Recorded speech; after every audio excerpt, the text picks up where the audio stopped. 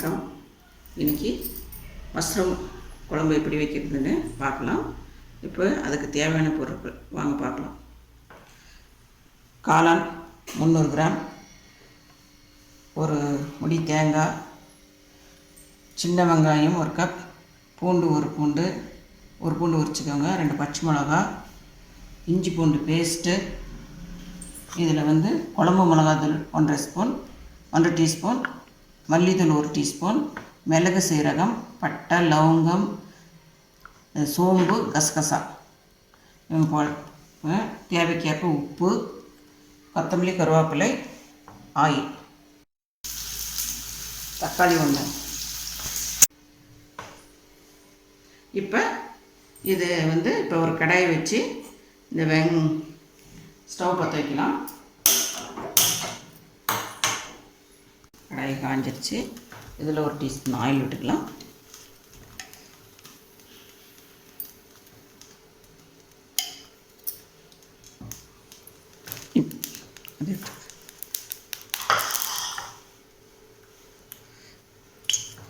இதில் இப்போ ஆனியன் போட்டுக்கலாம். ஆனியன் பூண்டு 2மே போட்டுக்கலாம்.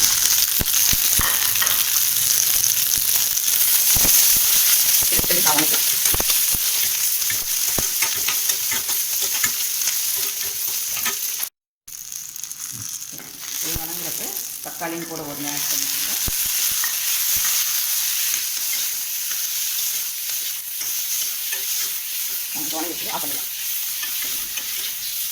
இப்போ வெங்காயம் தக்காளி வணங்கிடுச்சு. அதை ஆறட்டும். அதுக்குள்ளே நம்ம ப்ரெஷர் ஃபேனை வச்சு இப்போ காளானை வதக்கலாம்.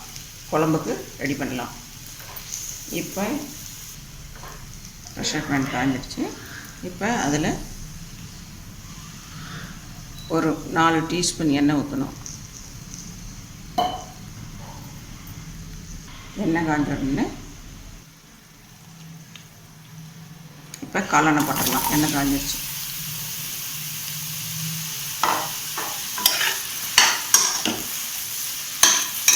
காளான் வணக்க தண்ணி விடும். அதனால் தண்ணியெல்லாம் கொஞ்சம் சொல்கிற வரையும் நல்லா வணங்கணும்.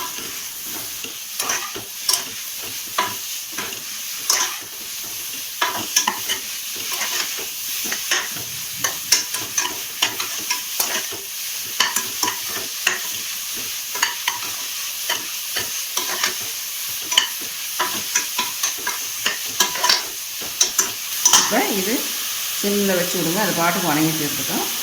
இதுக்கு லைட்டாக கொஞ்சம் உப்பு போடணும்.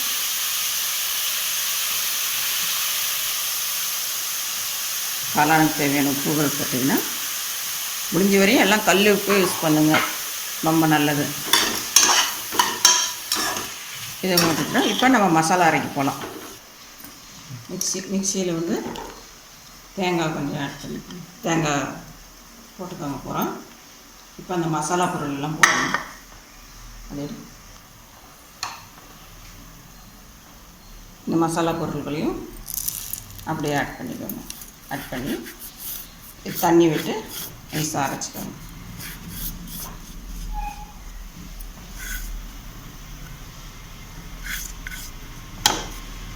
இப்போ இந்த காளானுக்கு 2 பச்சை மிளகாய் போட்டு அப்படியே வணங்கிட்டே இருக்கட்டும். போய் நம்ம மசாலா அரைச்சிட்டு வந்துடலாம். மசாலா ஆறி இருக்குது. வெங்காயம் தக்காளிலாம் ஆறி இருக்குது. போய் நம்ம மசாலா அரைச்சிட்டு வந்துடலாம். அது வரையும் இது காளான் வணங்கிட்டே இருக்கட்டும். இப்போ மசாலா அரைக்கலாம். இந்த மசாலா பொருள் மல்லித்தூள், மிளகாத்தூள், மிளகு சீரகம்லாம் போட்டு அரைச்சாச்சு. இப்போ இது வெங்காயம் தக்காளியும் அதோடு ஆட் பண்ணிக்கணும். நெய்சான ஆட் பண்ணால் தான் நல்லாயிருக்கும். எல்லாம் ஒன்றா போட்டு அரைச்சா மையாது.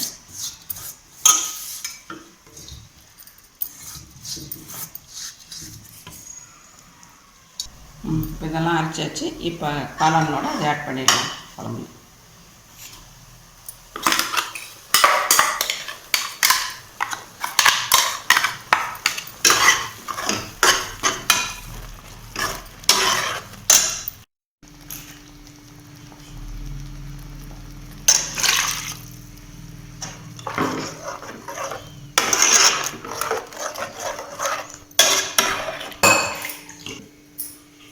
மசாலா தண்ணி ஊற்றி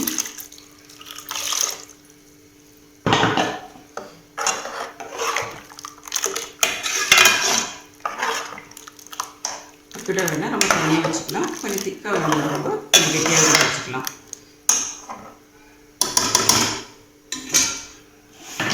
இதுக்கு குழம்புக்கு கொஞ்சம் உப்பு போடணும். இந்த காளான் உப்பு தான் போட்டால் இந்த குழம்புக்கு கொஞ்சம் உப்பு போடணும். இப்போ சரியாக போச்சு. இது கொதிக்கிறதுக்கு ஒரு 15 நிமிஷம் ஆகும். இதில் மஞ்சள் கொஞ்சம் போட்டுக்கணும்.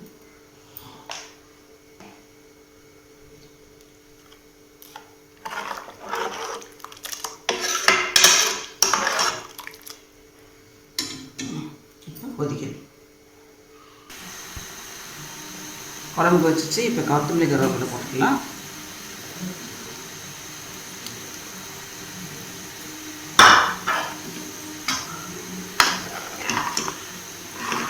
குழம்பு ரெடி. அவ்வளோ நம்ம ஸ்டவ் ஆஃப் பண்ணிடலாம். ஆஃப் பண்ணிட்டு ஒரு பவுலில் ட்ரான்ஸ்ஃபர் பண்ணலாம். இப்போ காளான் குழம்பு ரெடி. அது இட்லியோடு தொட்டு சாப்பிட்றதுக்கு ரொம்ப நல்லாயிருக்கும். இப்போ குழம்பு சாப்பிட போடலாமா? இட்லி சாப்பிட போடலாமா? சாப்பிட்டு பார்த்து நீங்களும் இதை ட்ரை பண்ணி பாருங்கள். இந்த குழம்ப நல்லாயிருக்கும். நன்றி.